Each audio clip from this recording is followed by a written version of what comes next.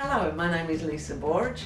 I am the nutritional therapist at Pulse-Light Clinic. Today I'm going to talk to you about acne. It's not caused by any one thing, but it is caused by, you can say generally, imbalance. And that would be an imbalance of hormones, an imbalance in the digestive system, and something that the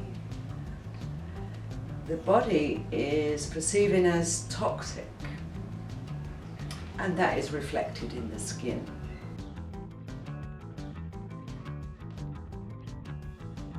Every food that you eat causes a hormonal response in the body of one kind or another, and the hormones are communicating with each other internally.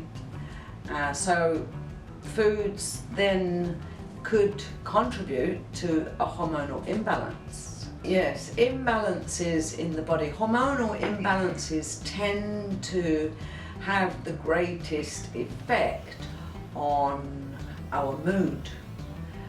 However, imbalances in the digestive system reflect on the skin. The skin is a picture of what is in the digestive system.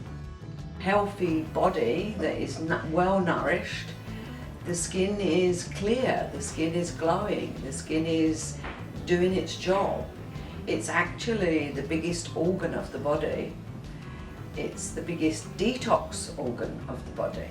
So where you've got toxins, usually originating in the digestive system from poor food choices, they have to eliminate somewhere. Some will go via the liver and the bile, but many will be eliminated through the skin because it is, it's a large surface area, so that it's an efficient way for the body to eliminate toxins.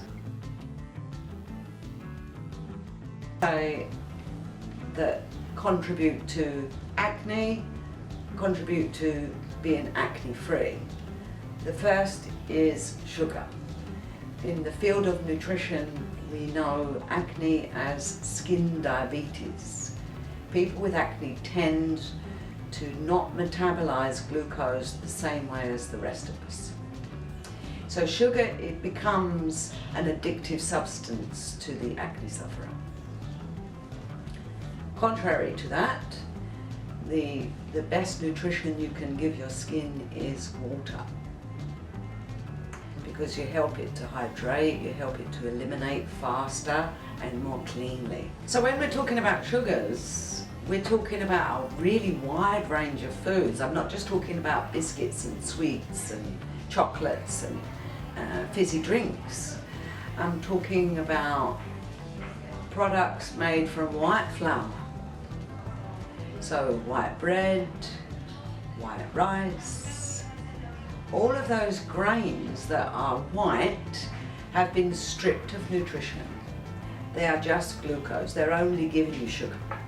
So if your diet, let's say your go-to breakfast is white toast with jam, let's say, and we've got the white toast is sugar, and maybe we have some butter. If it's real butter, then we've got dairy in there. And then we put the jam, that's an overload of sugar. And then we eat that. If we are an acne sufferer, you can bet your bottom dollar you're gonna get small. So even if you took the white toast and you put peanut butter, which is not a sugar, yes, that's a protein combination with fat, healthier choice, but the white bread is still sugar going into the system. So you've got to look at the kinds of sugars, and you've got to eat in a balanced way. If you were to just eat white bread on its own, you're literally just taking in sugar.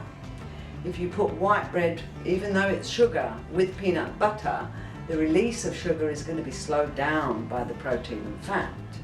So the damage is slightly less, but it's still that you took in a pure sugar. Now if you have a whole grain bread, you still have some sugar in there, but you've got lots of other nutrients and fibre that offset the release of that sugar in a much more efficient way that the body can have a chance to process it at least. So it's not just the obvious foods. Yes, it's grains. Grains are the first place to look for if you feel that sugar is hidden in your diet and you're not sure where to find it. Look toward the grains, how much grains you eat. Okay, there's no one food that causes your skin to break out. It's actually a process that builds up. So before it breaks out, it's already started. The process has already started. Yes, your hormones are out of balance, which stimulate the production of the oil in the glands of the skin, and also keratin in the skin, a protein in the skin, is also stimulated to be overproduced, and those two things together give you spots. The breakout is, yes, the foods contribute, but it's like a cascade of actions. It's not that you eat a food and you get a spot, because I could eat the same food and I don't get a spot. So what is different? It's not the food that we ate, you see. Now, if I had a sensitivity to a food that my body recognized as a toxin to me, maybe I can't digest it, I don't produce the enzyme, or I have a problem in my gut, then that could trigger the cascade that leads to me breaking out. Yes, it can if you are sensitive to dairy, and yes, it can if that dairy comes from a cow that has been treated with hormones, antibiotics. Yes, it really depends on the quality of the dairy that you're eating and which animal that dairy came from, and your ability to process that dairy. So dairy is one of the most common foods for the acne sufferer to be sensitive to, for sure. Not more than sugar though.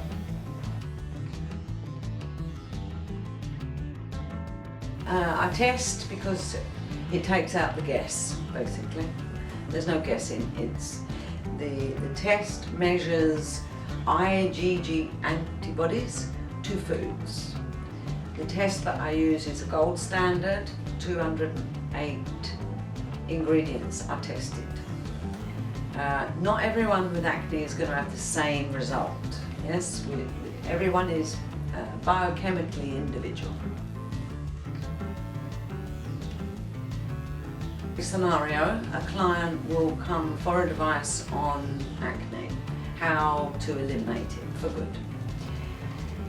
I would see them, or a practitioner would see them and assess their skin.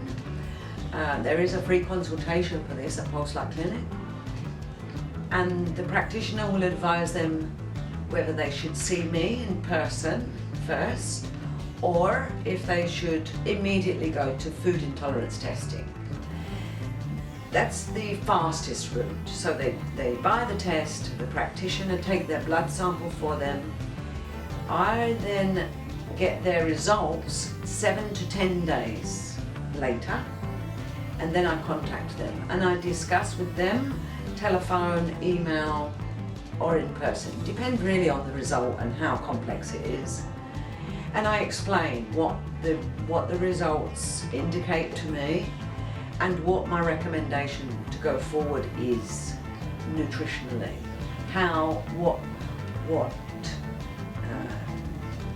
they're going to handle if they have food intolerance, how they're going to handle those, how they're going to replace the foods they're taking out, what do they need to do to address the internal address those reasons that why they developed intolerance in the first place. So then they get on this program.